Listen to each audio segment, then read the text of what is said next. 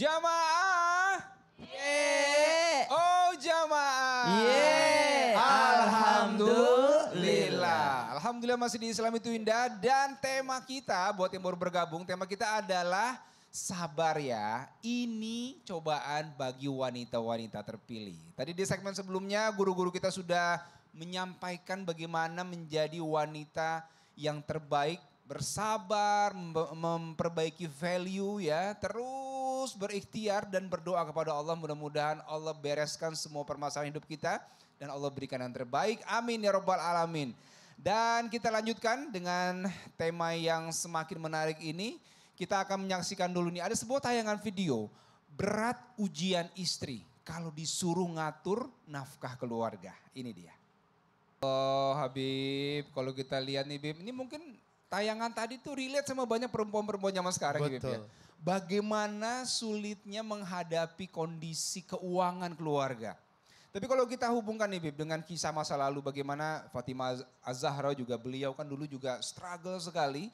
Tapi kalau kita lihat kondisi sekarang Bib, dengan ekonomi mungkin, keadaan yang sulit dan sebagainya, menyikapi sebagai perempuan terbaik dan pilihannya Allah seperti apa Bib yang terbaik? Silakan Bib. Ya akhir, afwan Mas Dude, Ustadz Maulana, Ustadz Syam. Bismillahirrahmanirrahim. Allahumma salli ala sayyidina Muhammad wa ala ali sayyidina Muhammad. Ingat bahwasanya Sayyidatuna Fatimah Zahra adalah anaknya baginda Nabi Muhammad SAW yang hidup dalam keadaan susah. Seorang raja memiliki anak, seorang pemimpin memiliki anak, tapi anaknya tidak memiliki ART ataupun pembantu yang kerja di rumahnya, melainkan ketika anaknya meminta yang kerjanya dijawab apa oleh baginda Nabi Muhammad SAW, bacalah subhanallah 33 kali, alhamdulillah 33 kali, Allahu Akbar 33 kali. Karena sungguhnya ini mencakupi daripada kebaikan, keberkahan dan ridhonya Allah Subhanahu wa taala dan bisa mendatangkan ketenangan dalam hati dan jiwamu. Maknanya apa? Bukan dikasih yang kerja, tapi disuruh kerja. Anaknya sendiri disuruh bekerja untuk apa? Untuk suaminya. Dia gandumnya dia kerjakan sendiri, memasak sendiri, mencuci pakaian sendiri dan lain sebagainya. Oleh karena itu, pahala yang Allah Ta'ala ternyata berikan kepada seorang wanita dengan kesabarannya, keikhlasannya karena Allah, mencari ridha suaminya, maka seperti seorang mujahidah. Seperti seorang mujahidah yang berjuang di jalan Allah Subhanahu wa taala. Dan tentunya Sayyidina Ali karamallahu wajhah melakukan yang terbaik untuk istrinya dan menyayanginya. Wa israhuna bil ma'ruf, dengan kebaikan, ketakwaan kepada Allah, cinta, kasih sayang, sehingga rumah tangga tersebut rumah tangga yang miskin tapi sakinah mawaddah warahmah, kebahagiaan di dalamnya, ketenangan di dalamnya. Nah, tentunya tidak ada manusia yang tidak diuji oleh Allah. Ada yang diuji dengan ekonominya, dia tetap bersabar, maka akan mendapatkan pahala yang besar karena rizki sudah ditentukan oleh Allah.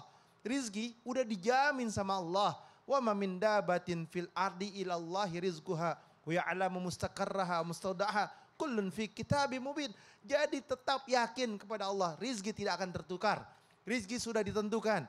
Rizki sudah diatur oleh Sang Pencipta. Janganlah kalian hasut, syirik, dengki kepada saudara kalian, teman kalian, tetangga kalian, atau siapapun mereka dengan rizki yang Allah Ta'ala berikan kepadanya. Tetapi tetap berdoa, bermunajat, meminta kepada Allah agar Allah kasih rizki yang halal. Allah maftah lana abwaba rizqan wasi'atan mubarakah wa rizqan halalan thayyibatan mubarakah. Minta sama Allah rizki yang halal, yang berkah, yang nikmat. Untuk apa? Untuk kebahagiaan terhadap suaminya, istrinya, anak-anaknya, menjadi kebahagiaan di dalamnya. Dan tentunya kita sebagai Sayyidatuna Fatimah. Masya Allah, jadi bersabar dalam kondisi Betul. apapun. Kondisi Bib, ya? apapun, karena suatu saat pasti Allah akan kasih. Masya Allah. Dengan yakin. Dengan yakin ya Bib? Yakin. Masya Allah. Terima kasih Habib, boleh tepuk tangan buat Habib Usman. Bersabar, karena ketika bersabar Allah akan berikan pahala yang terbaik. Masya Allah, kisah-kisah yang tadi sudah diungkapkan oleh guru-guru kita jadi perhatian. Semoga yang hadir dan yang menyaksikan menjadi perempuan-perempuan pilihan yang terbaik yang Allah pilih. Amin ya rabbal alamin. Masya Allah. Sekarang kita masuk ke segmen Tanya Dong Ustadz. Kami semua tanya dong Ustaz. Baik, siapa yang mau bertanya ke guru-guru kita? Boleh angkat tangan? Oke, sudah banyak yang mau bertanya. Sepertinya saya ke sebelah kanan dulu, izin ibu-ibu. Dari yang sebelah ujung dulu, Ibu boleh ke depan? Ya, ke sini Bu. Yes, terima kasih Ustadz Maulana. Ibu silahkan sebutkan namanya dan apa yang mau ditanyakan kepada guru-guru kita. Assalamualaikum. Saya Ibu Iin dari MKJRI Cisarua.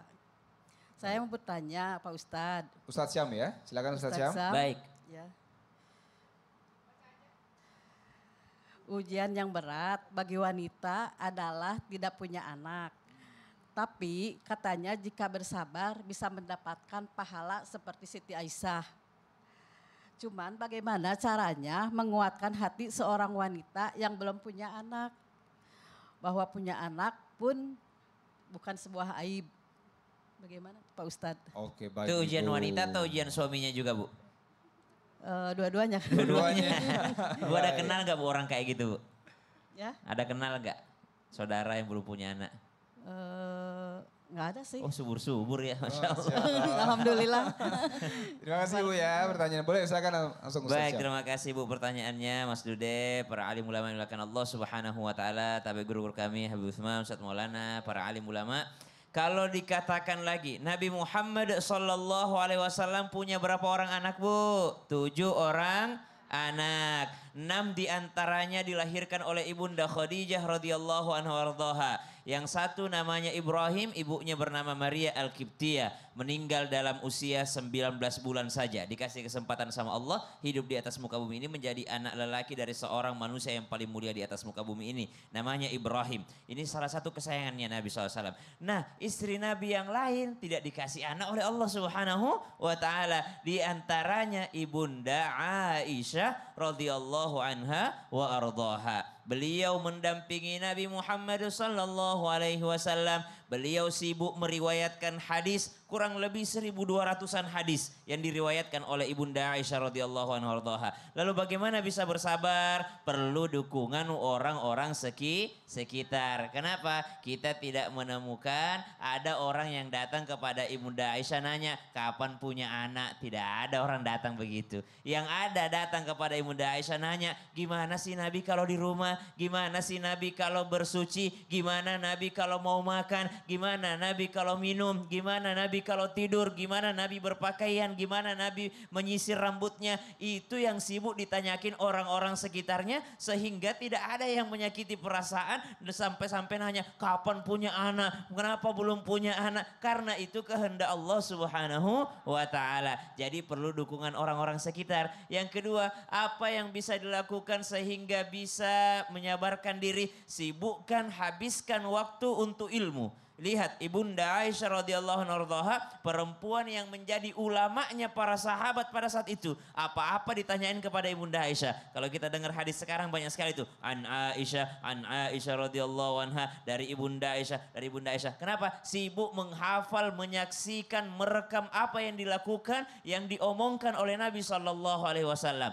Maka prioritaskan waktu kita memikirkan apa yang menjadi urusan kita. Urusan rizki, jodoh, ajal termasuk kelahiran anak itu urusannya Allah. Manusia cukup berikhtiar saja, hasilnya biar Allah yang tentukan. Masya Allah, jadi Bunda Aisyah ini 1.200 Hadis kurang lebih. Masya Allah, jadi sibuk dengan itu terus ya Sibuk Ustadz ya? dengan itu, menghafal, ngajarin, subhanallah. Masya Allah, terima kasih Ustadz Siap, Syam. sama-sama. Boleh tepuk tangan buat Ustadz Syam, ibu-ibu ya. Masya Allah, ini contoh yang terbaik juga untuk bisa ditiru. Bagaimana menyibukkan diri dengan hal-hal yang terbaik dan dekat dengan Allah Subhanahu Wa Taala. Masya Allah. Kita lanjutkan dengan segmen yang berikut ini yaitu curhat dong Ustadz. Iya, kami curhat. Wah, siapa yang mau curhat, Bu? Ada yang mau curhat? Wah, sebelah sini nih ya. Ibu silakan. Ibu mau curhat, silakan Ibu ke tengah. Silahkan sebutkan nama dan curhat nih kepada Ustadz Maulana dan juga Habib Utsman. Boleh Ibu? Ke tengah, Bu. Tengah sini Bu. Iya. Silakan Ibu. Perkenalkan sebutkan nama. namanya. Bismillahirrahmanirrahim. Assalamualaikum warahmatullahi wabarakatuh. Waalaikumsalam warahmatullahi wabarakatuh. Nama saya Ibu Rahayati dari MKJRI Cisarua. Curhat dong Ustadz. Iya Bu, dari Bogor. Iya. Saya kan udah ditinggal orang tua udah 4 tahun ya. 4 tahun ditinggal. Pertama ibu dulu, ibu meninggal pada bulan haji. 2 minggu kemudian bapak menyusul. Tapi sekarang sudah 4 tahun beliau meninggalkan kami semua. Tapi selama 4 tahun itu saya belum pernah memimpikan orang tua saya. Itu kenapa ya Ustadz? Apa saya banyak dosa gitu kepada orang tua saya apa gimana gitu? Oh baik, jadi sudah 4 tahun wafat. Ya. Ibu bertanya kok belum ada yang datang ke mimpi begitu Bu ya? Apa Ya. punya dosa apa gimana Apa nih saya sebenarnya? punya dosa kepada kedua orang tua saya apa bagaimana gitu Ustadz? Oke baik, langsung dijawab oleh Habib Lubib. Silakan Habib. Bismillahirrahmanirrahim. Allahumma salli ala sayyidina Muhammad wa ala ali sayyidina Muhammad. Inna lillahi wa inna ilaihi raji'un. Siapapun akan berpulang ke rahmatullah. Apakah pulang dengan cara yang baik? Apakah dia mendapatkan rahmat Allah atau tidak? Itu tergantung daripada manusia tersebut, kita tidak bisa mengetahuinya. Tapi yang terpenting adalah kenapa kita ini selalu memikirkan orang tua kita, tetapi kita tidak pernah dimimpikan. Ibu atau siapapun yang ada di muka bumi ini, atau siapapun manusianya, kita tidak perlu dimimpikan oleh orang tua kita, saudara kita, atau siapapun yang pulang ke rahmatullah. Yang terpenting adalah kalian bisa bersama besok di surganya Allah.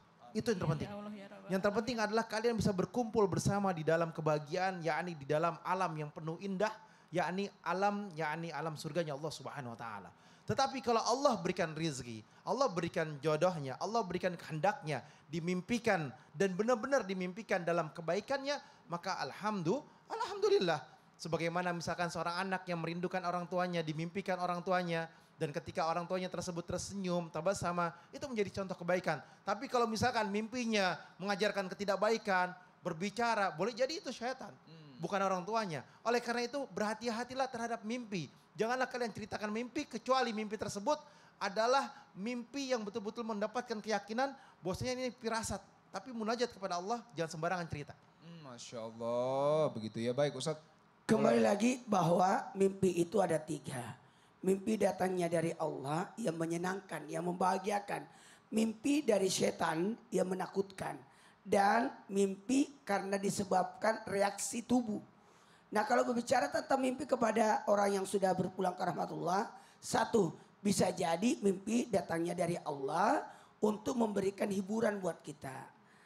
Kalau ibu ingin supaya mimpi ketemu orang tua yang sudah meninggal, tidak ada salahnya ibu bersedekah, ibu doain, atau ibu kalau berangkat ke tanah suci tidak ada salahnya badal, ya badal umroh dan sebagainya. Bisa, insya Allah yakin bisa ketemu kalau pinginnya.